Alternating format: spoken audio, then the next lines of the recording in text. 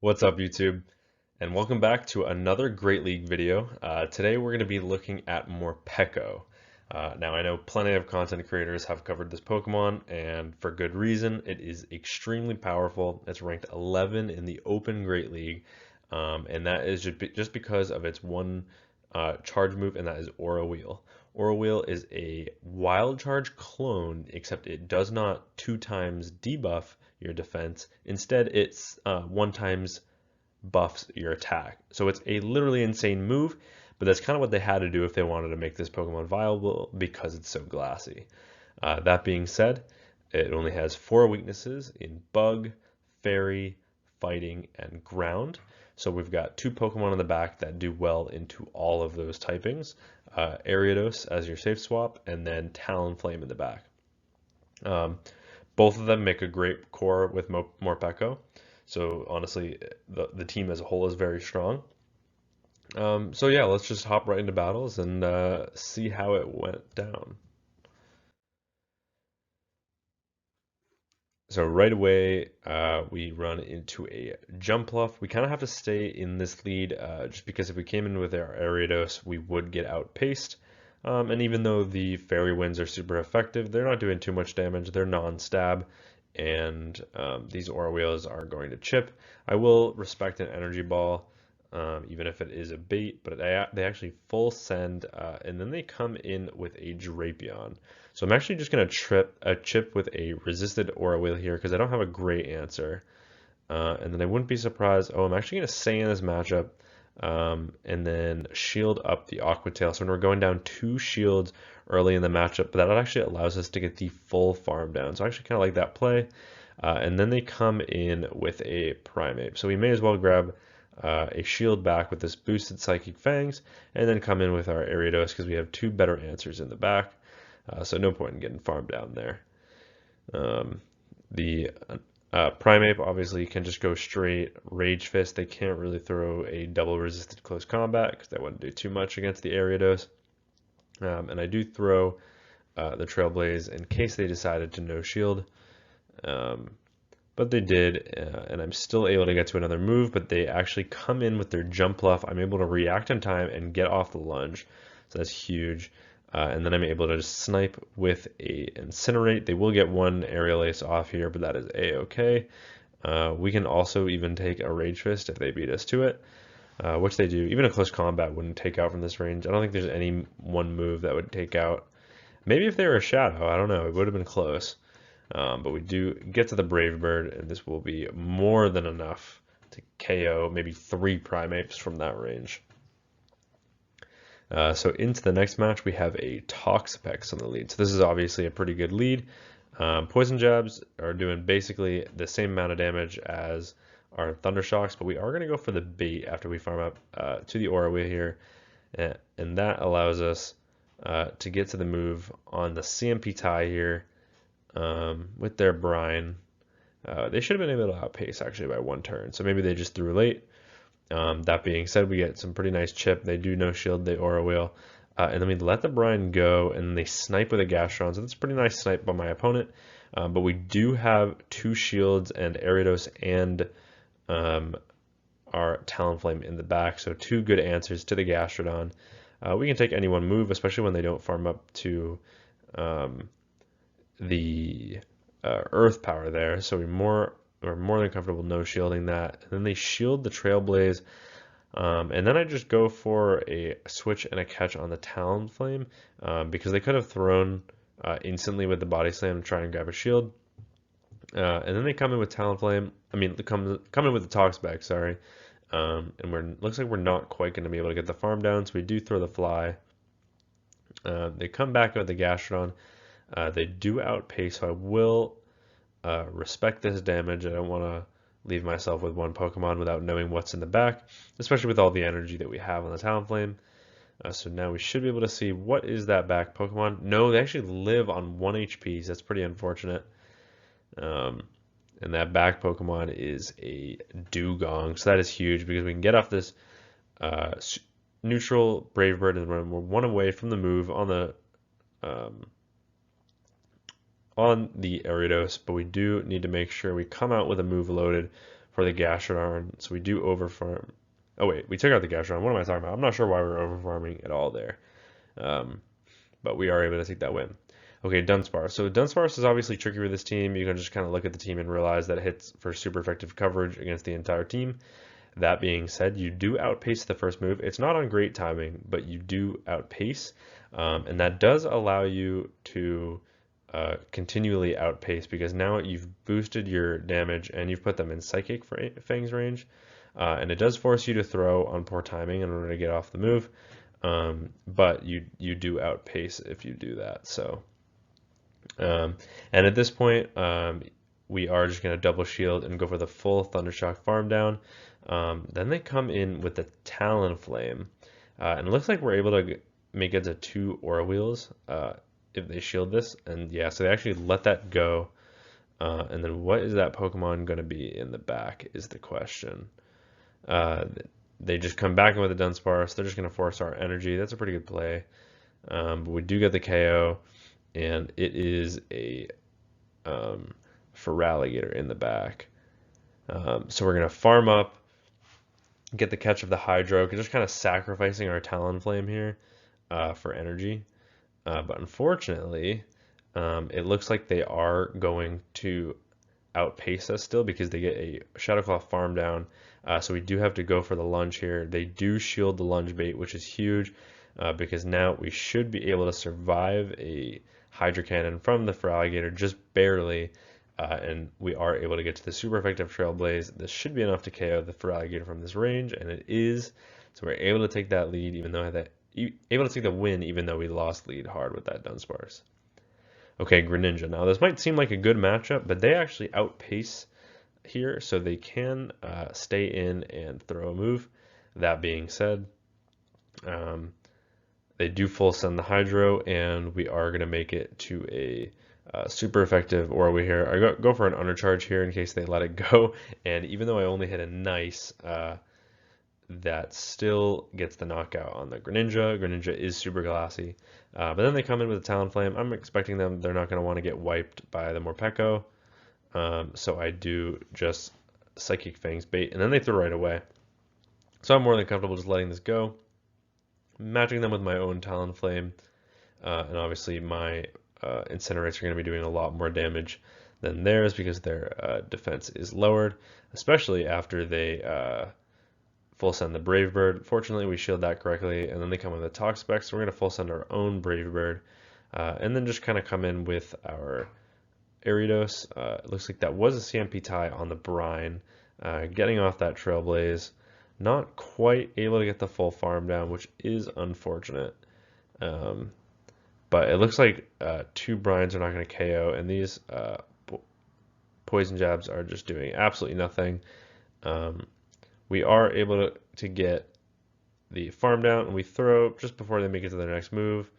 And then we are able to get off this lunge onto the Talonflame, and then we stay in so that they throw another Incinerate, and then defer their Incinerate and come in with our own. Because of it's a 5-turn move, there's nothing they can really do there, and we are able to take that win. So Ariados in the lead in this match here. We farm up to the Aura Wheel, get off the Psychic Fangs.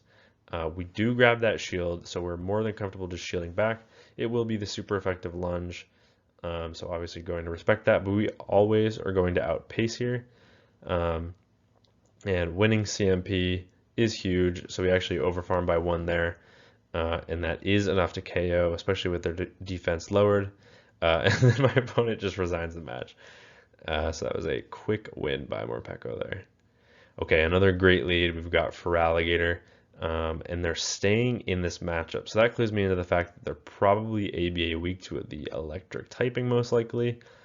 And they do shield the Aura Wheel. No point really in baiting here, just because we are always going to outpace.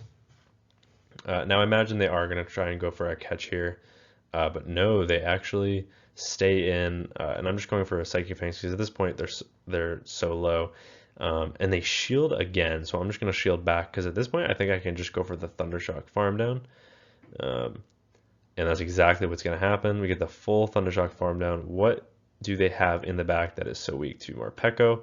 and they actually come in with a Clodsire. So we can get off a super effective Psychic Fangs, and then we do turn into the Dark type. So we can probably get off a Dark type Orwheel, and we are already 2 times boosted, I believe. So this Orwheel, with their defense lowered, actually KOs a like nearly full HP Clodsire, and then they come in with a Zoomerl. We farm up as much as we possibly can, get off this super effective Aura Wheel on the Zoomerl in the back, and that one hit KO, and that is a literal 1v3 of Morpeko against my opponent there. So that is actually insane. This Pokemon is absurd. But into the next game, we see a poor lead in Serperior, so we actually come in with Ariados, 2 great answers in the back, and we bait out a Diggersby. And unfortunately, they do have super effective Fire Punches, but that does not one-shot. And I do farm up a little bit here. This is a potentially boosted Trailblaze, so they might respect this damage, and they do. So we actually get a lunge off, debuff their attack here, but we do still need to shield a Fire Punch from that range. We throw the Trailblaze this time, expecting them to no shield. And they actually double shield, but I think I can make it to another move before they're able to quick attack farm me down. So I actually shield back because I do want to flip switch if I can, and it looks like I will be able to. So that is absolutely massive. This boosted Trailblaze will definitely KO from this range. And then they have the Serperior in the back, and these Vine Whips are double resisted, which allows me to actually get to a double boosted lunge here, and that KOs the Serperior. And then it's just Licky in the back. So at this point, I'm just going to come in with my Morpeko, get off this Aura Wheel before they make it to a potential Earthquake. And then I'm just going to switch into my Talonflame in case they have it, just kind of force their energy. I don't think any one move will take out from this range. Yeah, even a Shadow Ball doesn't quite do it. They are at back-to-back moves. This is probably just a Body Slam, but it will KO. But at this point, they will be energy dry. So sacrificing the Talon, coming in with Morpeko. They actually make it to another Body Slam here, but one Body Slam is not enough to KO from this range. And we are able to get the Thundershock farm down to win the game. Okay, into the next match, Corsola. So Galarian Corsola is a good lead because obviously Astonish and Nightshade are both resisted here. But I am going to farm up. I'm going to full send the Aura Wheel. And they let that go, so that's massive because that does huge damage. And then they are going to throw the Power Gem most likely, and they do. But at this point, I can overfarm and then just go for a boosted Psychic Fangs because the Psychic Fangs from this range will be enough to KO. And it is.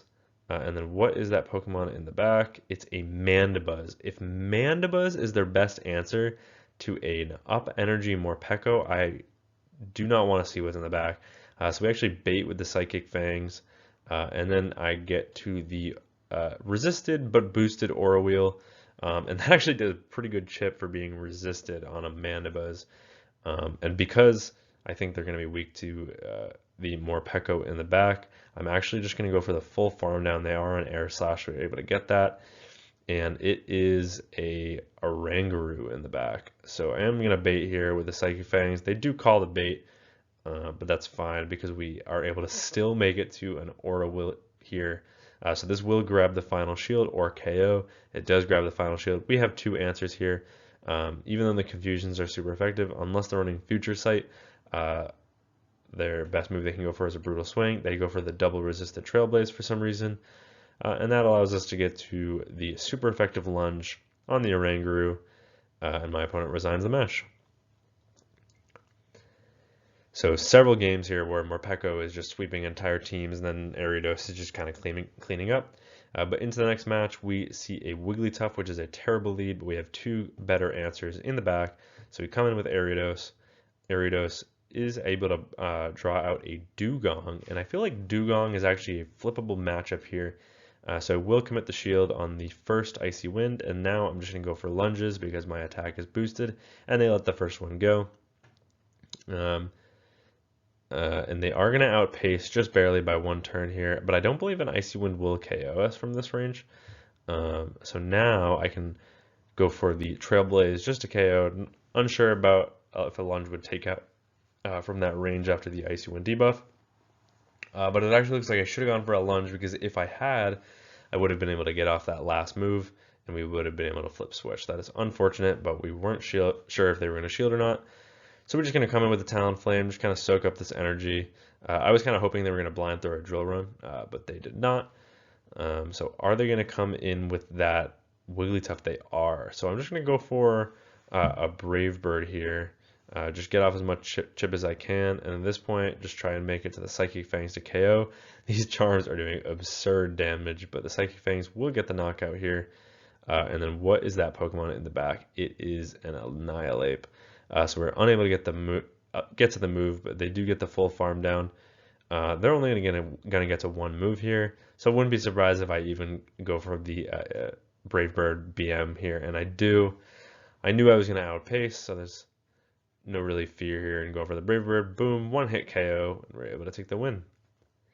Into the last match of the video here, we've got another Galarian Casola.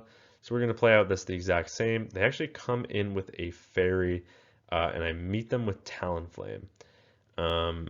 There is an argument to be said that you should come in with Ariados when you draw out a Fairy, but the way they came in right away made me think that it's double charm in the back, and I didn't want to take super effective Psychic Fangs on my Ariados, so that's why I came out with a Talonflame. And we are able to still get the full farm down and come out with a move loaded. If they come back in with a Galarian Casola, which they do, I'm just going to full send the Brave Bird. Wanted to make sure I could get off the move. And we actually also grab a shield, which is pretty huge, because now I feel pretty comfortable about shielding back. But we actually still outpace to the charge move, and that does some decent chip. Looks like this the IVs on this Corsola are a little bit better than the one we faced in the previous match. But they actually let me get to another move, so I'm just going to throw the Psychic Fangs, grab that final shield, and at this point, there's got to be a reason that I'm not switching out another back Pokemon, so I'm probably just going to commit the double shield and see what Pokemon is in the back, because they are staying in what is a very poor matchup and going for the farm down when they don't really have a choice, and it's Dugong in the back. So now we see why my opponent was not getting out of that match. A lot of teams ABA weak to electric or like dark, so that, like, the dual coverage of that Whirlwill is just so strong, and then Ariados and Talonflame just cover its weaknesses so well. And yeah, it was a really strong team. It was like so fun to play. I apologize if I was a little bit less like excited during this video. I'm just super tired.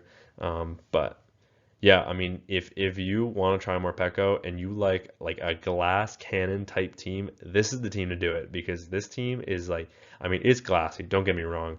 So unless you're a very proficient battler who is really good at counting, really aware of your opponent's energy at all times, then I probably wouldn't recommend this team, to be completely honest. Maybe I would sub Ariados out for a bulky grass type like Superior. That does make Drapion a little bit difficult for this team, which was absolutely everywhere today, which you'll probably see some battles for maybe in a couple days from now with the newly introduced Pokemon, Corviknight. So very excited to show that off. But yeah, Morpeko literally able to 1v3 teams, and even Ariados and Talonflame kind of have that same ability. You probably saw in these matchups as well that that Ariados, especially in that safe spot position, was able to either flip switch, grab shields, or just go on a rampage of its own. So very cool team. Pretty proud of this team building on my behalf here. But yeah, thank you all very much for watching the video. And until next time, peace.